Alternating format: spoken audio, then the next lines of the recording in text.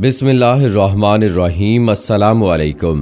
Hashtag channel देखने वालों को राव कमर रिजवान नई वीडियो में खुश आमदीद कहता है। दोस्तों, हरमैन अल्लाह रब्बुल इज्जत की निशानियां हैं, शायरुल्लाह हैं। हर मुसलमान के लिए हरमैन की इज्जत करना, हरमैन से मोहब्बत और अकीदत रखना फर्ज है। सिलसिला सहीफा की हदीस नंबर 1451 के मुताबिक हजूर नबी करीम सल्लल्लाहु अलैहि वसल्लम ने फरमाया, लोगो बैतुल्लाह से फायदा हासिल कर लो। ऐ लोगो, इस बैतुल्लाह से फायदा हासिल कर लो। 2 मरतबा ये बैतुल्लाह मुनहदिम हो चुका है। इसके बाद जब ये तीसरी मरतबा मुनहदिम होगा तो अल्लाह रब्बुल इज्जत बैतुल्लाह को उठा लेगा। इसके बाद दुनिया से बैतुल्लाह शरीफ खत्म हो जाएगा। दोस्तों, बैतुल्लाह का उठा लिया जाना कोई गैर मामूली बात नहीं है। आप सब मुसलमान हैं, अल्हम्दुलिल्लाह। सोचिए, बैतुल्लाह शरीफ का रुए जमीन पर से खत्म हो जाना, जिसके बारे में रसूल पाक सल्लल्लाहु अलैहि वसल्लम की अहादीस मौजूद हैं, जिसका मफहूम मैं आपके सामने बयान करूंगा। ये होता है तो समझ लीजिए कि अल्लाह रब्बुल इज्जत की तरफ से अतमामे हुज्जत बहुत हो चुकी है इंसानों के ऊपर। आप जानते हैं कि बैतुल्लाह शरीफ को तीसरी मर्तबा गिराने वाला कौन शख्स होगा। हदीस मुबारका में उस शख्स के बारे में क्या क्या बातें बयान फरमाई गई हैं, उस शख्स की क्या क्या निशानियां बताई गई हैं, हत्ता कि मेरे नबी हजरत मोहम्मद सल्लल्लाहु अलैहि वसल्लम ने उस मुल्क का नाम भी बता दिया है जहां से ये शख्स उठेगा। उसके अलावा क्या आप जानते हैं कि खाना काबा के तहखानों में खजाना दफन है। एक जमाने में बैतुल्लाह के नीचे बहुत बड़ा खजाना मौजूद था। आज उस खजाने की क्या सूरत हाल है?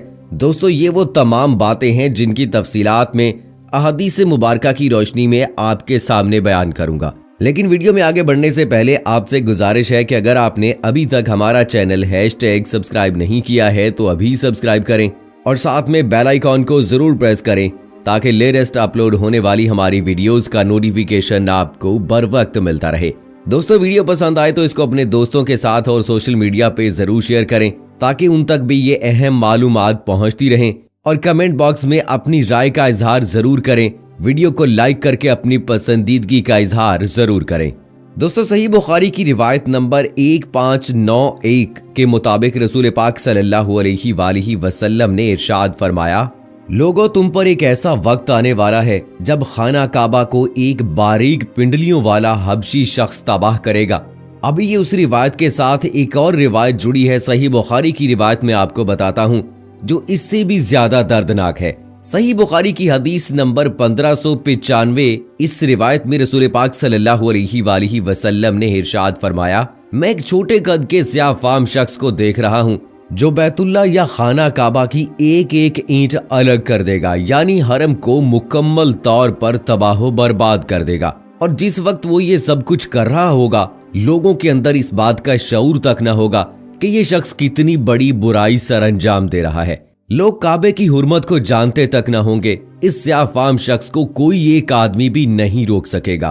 कौन रोकेगा? क्योंकि कोई जानता ही नहीं होगा कि खाना काबा की हुर्मत क्या है। सिलसिला सहीफा की रिवायत नंबर 2743 के मुताबिक रसूल पाक सल्लल्लाहु अलैहि वसल्लम ने इरशाद फरमाया, एक आदमी की हजर अस्वद और मकाम इब्राहिम के दरमियान बैत की जाएगी। बैतुल्लाह की हुर्मतों को पामाल करने वाले इसी खानदान के अफराद होंगे। जब वो लोग ऐसा करेंगे तो इसके बाद अरब की हलाकत व बर्बादी शुरू हो जाएगी। अरबों की हलाकत व बर्बादी मोहताज बयाना होगी।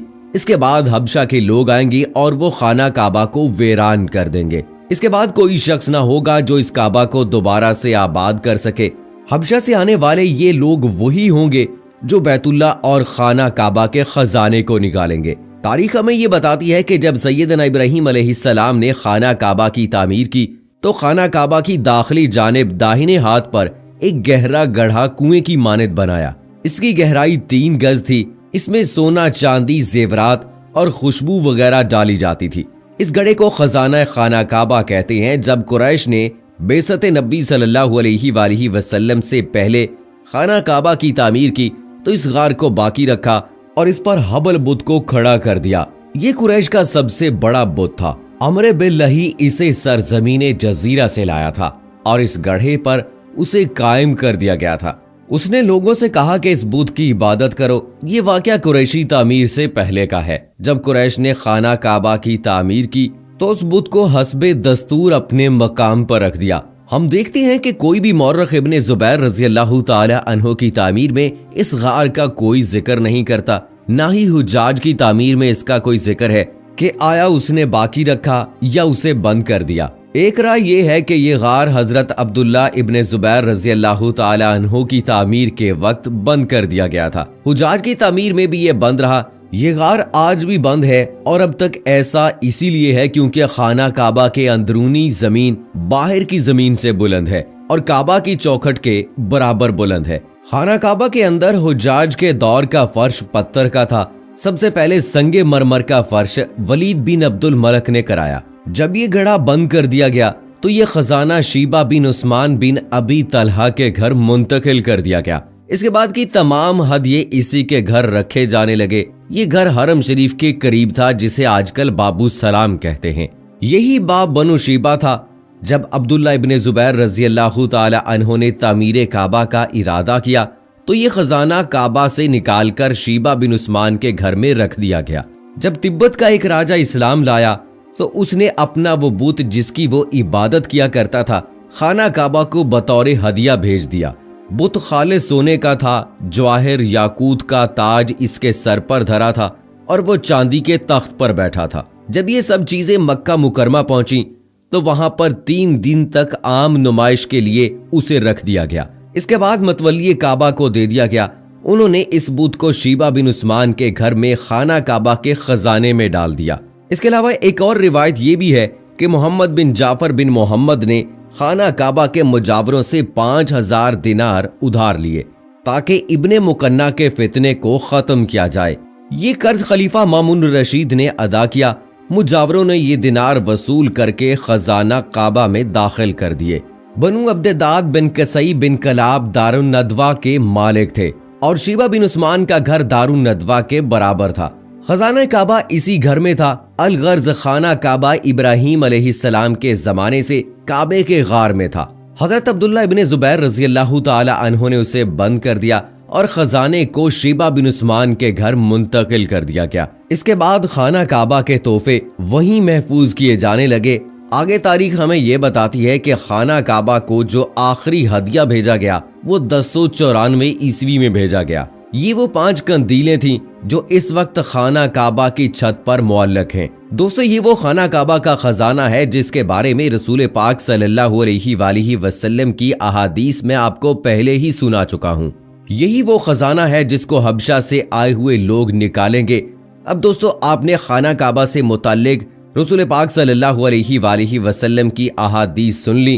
खाना काबा के अंदर जो खजाना मौजूद है इसके साथ जो लूट मार की जाएगी उसके मुताल्लिक भी हदीस मुबारका मैं आपको बता चुका हूँ। अब इन हदीस के मुताबिक इन हदायत को, इन अल्फाज को समझें जो नबी करीम सल्लल्लाहु अलैहि वसल्लम ने फरमाए हैं कि लोगों, बैतुल्लाह से फायदा उठा लो। इसी बैतुल्लाह की वजह से अल्लाह रब्बुल इज्जत ने मक्के के शहर को एक इज्जत दी, एक मकाम दिया। यही बैतुल्लाह हमारे दीन का मंबा है, माखज है। इसी बैतुल्लाह शरीफ की तरफ मुंह करके हम 5 वक्त नमाज पढ़ते हैं, अपने रब के सामने सजदा रेज होते हैं। अगर आपके अंदर इस्तात है, अल्लाह ने आपको इतनी मालो दौलत दी है कि आप बैतुल्लाह शरीफ की तरफ हिजरत कर सकते हैं तो जरूर कीजिए। उम्रे के लिए जाइए, हज के लिए जाइए, हरम शरीफ में नमाज अदा करने के लिए जाइए। मैं जानता हूं कि आजकल के हालात में तो खाना काबा की तरफ हिजरत करना नामुमकिन है, ना अब उम्रा कर सकते हैं और हज पर भी शकूक व शुबहात पाए जा रहे हैं कि इस बार हज भी होगा या फिर मौकूफ कर दिया जाएगा। सबसे बड़ी प्रॉब्लम इस वक्त ये है कि खाना काबा के अंदर नमाज तक अदा नहीं की जा रही। सऊदी हुकूमत ने शुरू किया था कि हरम शरीफ के अंदर नमाजों का सिलसिला जो है वो शुरू किया जाए, तवाफ का सिलसिला शुरू किया जाए, लेकिन वो सिलसिला एक बार फिर पेंडिंग हो गया है। दोस्तों, आपसे ये दरख्वास्त करूंगा, ये गुजारिश करूंगा कि जब ये इंशाल्लाह हालात ठीक होंगे, अल्लाह रब्बुल इज्जत ने आपको इस्तात दी है, बैतुल्लाह की तरफ जाएं, किसी भी नीयत से जाएं, ये मैटर नहीं करता। अल्लाह रब्बुल इज्जत हम सबको खाना काबा की ज़ियारत करने की तौफीक अता फरमाए, हज व उम्रे की सादत हासिल करने की तौफीक अता फरमाए और खाना काबा से फ़वाइद हासिल करने की तौफीक अता फरमाए, जिसके बारे में हमारे नबी करीम सल्लल्लाहु अलैहि वसल्लम की अहादीस मौजूद हैं। आमीन सुम्मा आमीन। तो दोस्तों, आप भी कमेंट बॉक्स में आमीन लिखकर हमारी दुआ का हिस्सा बन जाइए। जिंदगी ने वफा की तो इंशाल्लाह अगली वीडियो में आपसे फिर मुलाकात होगी। इस वीडियो के हवाले से फीडबैक देने के लिए कमेंट बॉक्स में अपनी राय का इजहार जरूर कीजिएगा। मुझे अगली वीडियो तक इजाजत दीजिए।